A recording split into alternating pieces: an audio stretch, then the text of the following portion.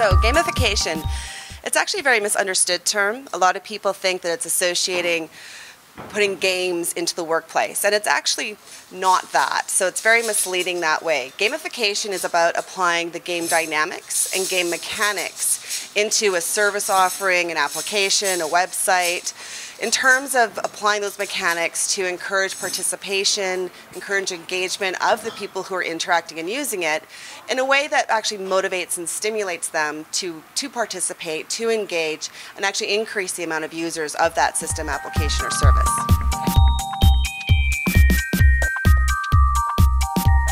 So gamification and content strategists are seemingly not usually tied together. However, that's part and parcel. If you don't have a good user experience, a good design, a good strategy having to do with your content, you really shouldn't progress further to that next level of gamification.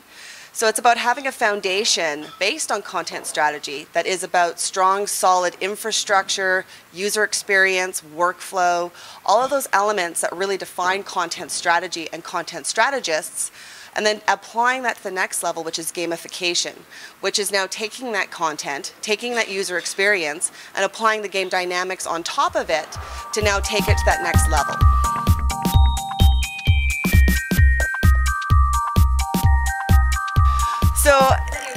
So in terms of a mission, it's not so much about the technologists and the content strategists and the designers.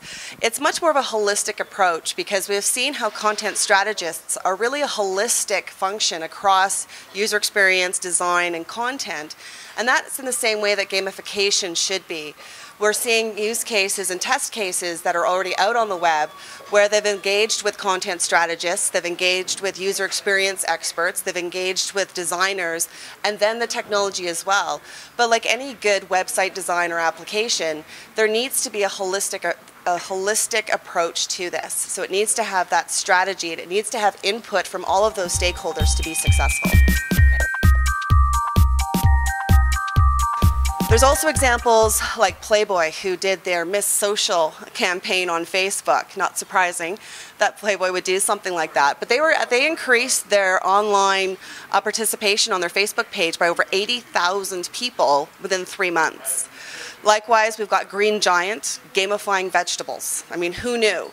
They're taking actually a physical product in a grocery store, adding a notion of you peel off the label of your carrots or your cucumbers or your cauliflower, and there's a code, and you'd go into Farmville, you'd enter in that code, and it allowed people now to interact with Farmville on Facebook and encourage people naturally. Then you've got kids that want their parents to buy Green Giant because it gave them the virtual currency to participate more and play more in Farmville. And that resulted in something like 40,000 or 400,000 plus likes on the Green Giant Facebook page, which for vegetables, that's pretty impressive.